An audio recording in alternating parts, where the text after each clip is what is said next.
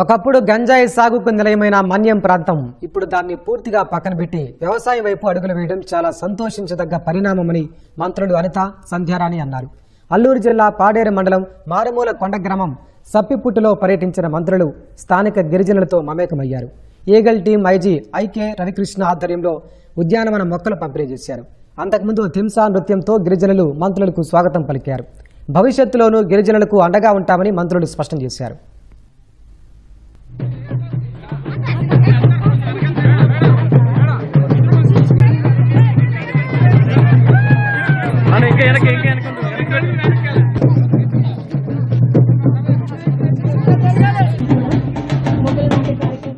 ఇక్కడున్న గిరిజనులు కానీ అల్లూరు సీతారామరాజు జిల్లాలో ఉన్న చాలా మంది ఈ గాంజా సాగుని పక్కన పెట్టి ఏదైతే ఆల్టర్నేటివ్ క్రాప్స్ కి ఈ రోజు అలవాటు పడడమే కాకుండా వాళ్ళు ధైర్యంగా బతికేదానికి ఒక ఆస్కారం కల్పించిన ఎన్డీఏ గవర్నమెంట్ కి వాళ్ళు థ్యాంక్స్ చెప్పే కార్యక్రమం, అదేవిధంగా ఈ రోజు చాలా మొక్కలు పంపిణీ చేసే కార్యక్రమం కూడా ఈ గ్రామాల్లోకి మేము పెట్టుకున్నాం.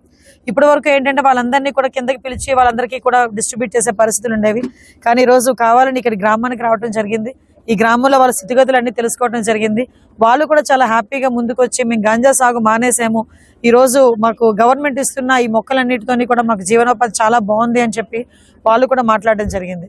నిజంగా ఒక మంచి కార్యక్రమానికి ఇక్కడికి రావడం మాకు చాలా ఆనందంగా ఉంది. జీరో కల్టివేషన్ చేసి ఈ రోజు మా అందరికీ సహకరిస్తున్న ఇక్కడున్న అందరికీ కూడా పేరు పేరున నేను ధన్యవాదాలు తెలియజేసుకుంటున్నా. మా ఈగల్ యంత్రాంగానికి, మా పోలీస్ యంత్రాంగానికి, రెవెన్యూ డిపార్ట్మెంట్ వాళ్ళకి, ముఖ్యంగా ఇక్కడ గ్రామస్తులకి, ప్రజాప్రతినిధులకి అందరికీ కూడా సహకరిస్తున్నందుకు ప్రత్యేకంగా ధన్యవాదాలు తెలియజేసుకుంటున్నాను. ఇంతకు పూర్వం గంజాయి విపరీతంగా సాగు చేసిన వాళ్ళంతా ఈ రోజు గంజాయి మేము మానేశాము.